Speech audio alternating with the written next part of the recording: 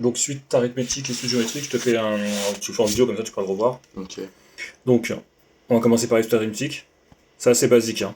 C'est assez basique, mais il faut faire attention, il faut bien apprendre les formules au début, il y a toujours un effort. De toute façon, en première, dans tous les chapitres, il y a un effort à faire au début de chapitre pour rentrer dans les chapitres. Donc, une suite arithmétique SA. Je vais donner un exemple. Je prends 3 et j'additionne 2 à chaque fois. Ça fait 5. Ça fait 7. Ça fait 9. Ça fait 11. Et on va s'arrêter à 13. Ça, c'est une suite arithmétique. On dit que la suite de nombres qui se balade ici suit une suite arithmétique ou sont de la forme arithmétique. D'accord. Lui, en général, on va l'appeler U0. C'est-à-dire, la suite, on l'appelle souvent U. Et tout simplement, ça veut dire U indice 0. Ici, U indice 1. Ici, U indice 2, indice 3, indice 4, indice 3, 4 et indice 5. D'accord. Alors, U indice 0, c'est le premier terme. C'est pas le terme 0, c'est le premier terme. U indice 1, c'est le deuxième. Le deuxième terme de la suite. Etc. etc. Alors, tout simplement, on se dit, voilà, donc le U0, on est obligé de le donner. Le premier terme. C'est pas le terme U0, ça peut commencer à autre chose que U0, mais on est obligé de te le donner. Et tout simplement, on va donner la raison, par exemple. On va te dire, voilà, j'ai une SA, une suite arithmétique, dont le premier terme c'est 3, et dont la raison c'est ce nombre-là. C'est le nombre que je vais additionner à chaque fois. Il peut être positif, négatif, ça peut être une fraction, ça peut être pi, tout ce que tu veux, mais c'est comme ça qu'on va faire. Et tout simplement, à partir de là, tu peux me dire, ok, ben moi si je connais le premier terme et que je sais qu'à chaque pas, à chaque fois j'incrémente, j'augmente de 2, je vais pouvoir dire que U1, il vaut U0 plus 2. U2, il vaut U1 plus 2. U3, il vaut U2 plus 2. Alors c'est des petits 2 ici, hop, je vais faire un peu gros. C'est de l'indice. On pourrait dire aussi UN, et ben il vaut UN-1 plus 2. Le terme d'après, par rapport à celui d'avant, bah c'est le même sauf que je rajoute 2. Souvent on n'utilise pas UN, on dit UN plus 1. Le terme d'après, c'est UN plus 2. Et 2, on appelle ça la raison. Voilà ta définition de ta suite arithmétique. Je reprends ça. Si je remplace n par 3 par exemple, dans l'expression que j'ai ici, je remplace n par 3 ici, ça fait U, bah 3 plus 1 ça fait U4, c'est bien U3, plus la raison qui vaut 2. C'est bien ce qu'on a fait. Ici, U4, c'est bien U3, 9 plus 2. Donc voilà ta définition d'une suite arithmétique qui est ici. Je te la remets.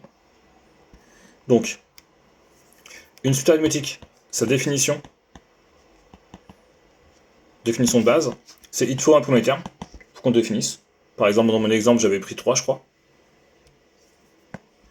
Et on te dira le terme d'après. Il vaut toujours le terme d'avant, plus la raison. Dans mon exemple, c'était 2. C'est ta définition. Et ça, c'est une définition récurrente. C'est une définition qui dépend du terme d'avant pour trouver le terme d'après. Ok. D'accord. C'est bon pour l'instant. Ouais. Après, on a une deuxième définition. On va dire que ça, c'est la définition 1, définition 2. C'est une définition explicite. UN est égal à U0 plus n fois R. D'accord, ça se redémonte assez facilement. Là, on va juste l'appliquer. Je reprends ma suite. Je peux pas me remonter, je la refais directement parce que c'est facile. 3, 5, 7, 9, 11 et 13. U0, U1, U2, U3, U4, hop, U5. D'accord, donc, je recrée ma définition explicite. Ça, c'est une définition explicite. Donc, définition explicite. UN est égal à U0 plus N fois R. Je remplace. Je remplace U0 parce que je connais. U0, il vaut 3.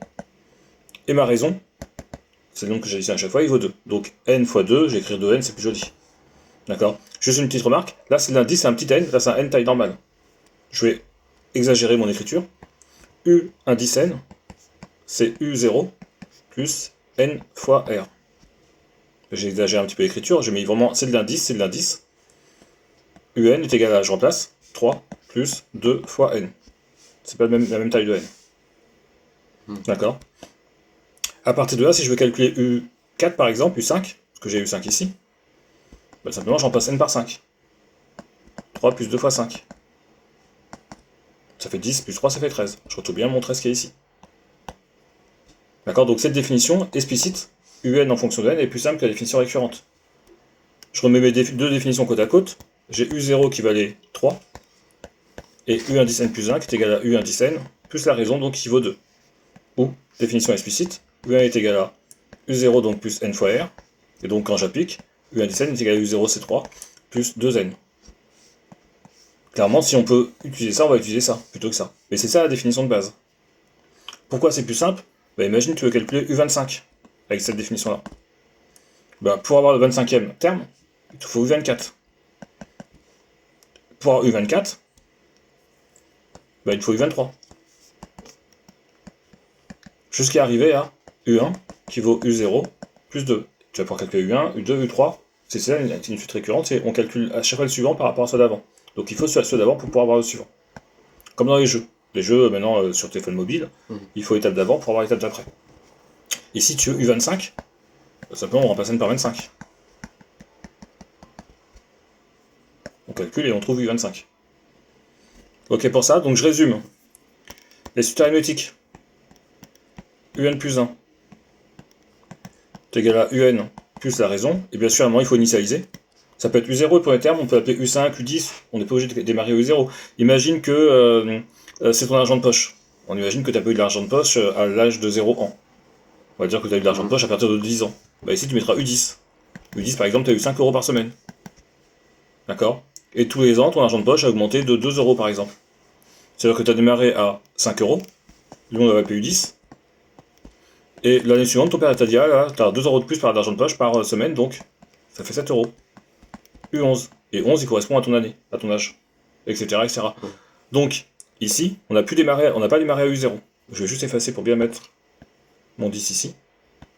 Ça change absolument rien pour sa suite, la définition c'est la même. Sauf pour la suite, mais définie de manière explicite. Nous, on avait au début un est égal à U0 plus n fois r. Si tu démarres à U10, pas de souci, tu mets U10 ici, mais tu décales de 10 ici. N-10. Si c'est un 5 ici, N-5.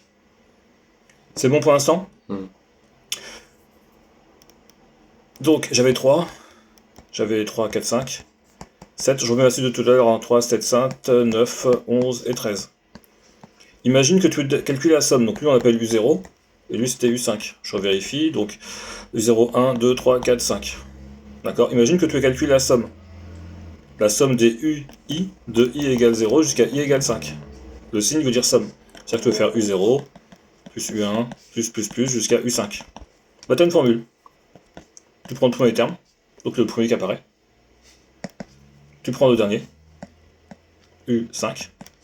Tu multiplies par le nombre de termes, NBT. Tu divises par 2. Alors juste la division par 2, vu que c'est une multiplication, tu peux juste dire ici, diviser par 2, c'est pareil. Hein. Tu peux allonger ton trait, ça fait plaisir. Okay. Tu peux mettre ta division par 2, juste ici. En général, c'est écrit comme ça. Mais si tu mets un grand trait, c'est pas grave, parce que c'est... Par contre, tu vas dire juste U0, pas divisé par 2. C'est des blocs qui sont divisés par 2. Le nombre de termes, il faut les calculer. Tout simplement, le nombre de termes, c'est ton indice final, donc ton n final, moins n initial, plus 1. N final, c'est lui, hein, c'est l'indice final. J'aurais pu écrire indice final, moins indice initial. Le n final, c'est 5, moins n initial, c'est 0, plus 1. Ça fait 6. Et regarde bien, j'ai bien 6 termes. Je ne les ai pas notés ici, mais 1, 2, 3, 4, 5, 6. Donc ça est bien le 6 qui est ici. Donc c'est-à-dire que si je veux calculer ma somme, je vais appeler S comme somme, U0, il vaut 3, plus le dernier U5 qui vaut 13. Nombre de termes, on a dit, disons divisé par 2, et nombre de termes, on a dit qu'il fallait 6. On fait ce calcul-là. 6 divisé par 2, ça fait 3. 3 plus 13, ça fait 16. 16 fois 13, 6, 6 ou 18, bah, je pense que ça fait 48. Voilà ta somme. C'est bon pour l'instant. Suite arithmétique. Là, on a tout fait sur la suite arithmétique. Ah, si, juste une petite remarque quand même. Hein. UN est égal à 3 plus 4N. Ça ressemble beaucoup à... si on veut tracer, on va déjà tracer, avant de dire ça ressemble beaucoup. Donc juste, j'ai pas précisé, mais on a déjà fait les suites. Hein. N appartient aux entiers naturels. D'accord? Donc c'est un entier positif. Si je veux tracer bah, je fais un tableau de valeurs, je mets n, et je mets un ici. Je suis dans un repère. Je mets 0 ici parce que je peux pas avoir moins 3, moins 4, etc. Je démarre à un entier, ça peut être que des entiers, donc je démarre à 0. Je vais calculer, ça fait 3. U1, donc n égale 1, ça fait 7. Je vais changer pour pas avoir des chiffres trop hauts. Je vais prendre la même suite que tout à l'heure. Je vais quand même démarrer à 3. Là, je vais démarrer à moins 3, comme ça je peux remettre dans mon repère. Plus 2n. Donc ici c'est moins 3. Pour n égale 1, ben, je remplace n par 1, ça fait moins 1. Pour n égale 2, ça fait 1. Pour n égale 3, ça fait 6 moins 3, ça fait 3. Tout simplement, je fais plus 2 à chaque fois. Faut pas se stresser, hein. La raison, elle vaut 2 ici. Hein. Pour n égale 0, je veux moins 3. Donc ça, je vais mettre ça sur axe des y. Et ça sur axe des x, dans mon repère. Pour n égale 0, j'ai moins 3. Pour n égale 1, j'ai moins 1. Pour n égale 2, j'ai 1. Pour n égale 3, j'ai 3. Attends, 1, 2, 3. Voilà, on va faire comme ça. Je vais effacer celui-là. Bon, j'aurais dû faire un... J'aurais dû faire ça, tiens. On va le refaire avec le repère.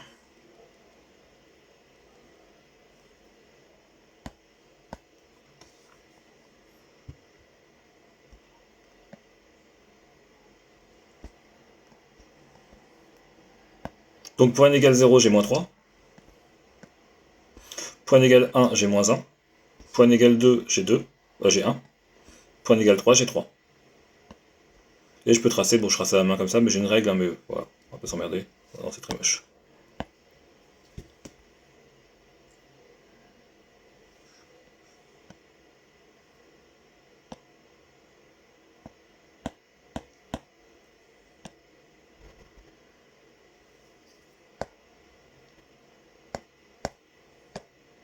Alors, en réalité, là, je suis pas censé relier les points, hein. C'est que les points. D'accord. Pourquoi il m'en manque un 1, 2, 3. Point égale 3. 1, 2, 3.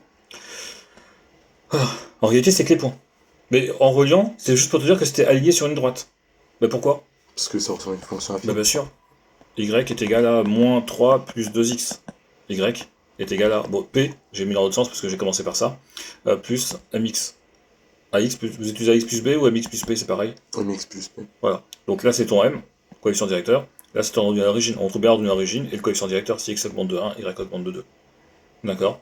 Donc tout simplement, à partir du moment où c'est une fonction affine et que c'est identifiable à une fonction affine, de toute façon, c'est pas une fonction affine, la grosse différence, c'est que une fonction, c'est continu, une suite, là, on voit que c'est discontinu, il y a des trous partout. C'est que les points, la fonction, que les points verts, hein, d'accord? Je vais les mettre en bleu, c'est que ces points-là. Donc c'est vraiment discontinu, il y a des trous partout. Alors, ben, automatiquement, si ta raison est positive, ta suite elle est croissante. Puisque tu augmentes toujours la même chose. Si ta raison est négative, ta suite elle est décroissante. Bon, si ta raison elle vaut 0, ça sert pas à grand chose. C'est plus vraiment une suite, c'est une constante. Hein. Parce qu'en gros, tu dis, je démarre à U0 qui vaut 2 par exemple, et j'augmente de 0. Je fais plus 0. Bah, je reste à 2, je reste à 2. Donc U0 il vaut U1, il vaut U2, il vaut etc. UN. Et donc UN est égal à une constante. C'est une suite constante. Ça n'a pas beaucoup d'intérêt, sauf dans un exercice, j'en sais rien. On peut le démontrer facilement. Je rappelle que pour avoir les variations de suite, je parle de variations. La première méthode, c'est de faire le signe de U indice n plus 1 moins U indice n.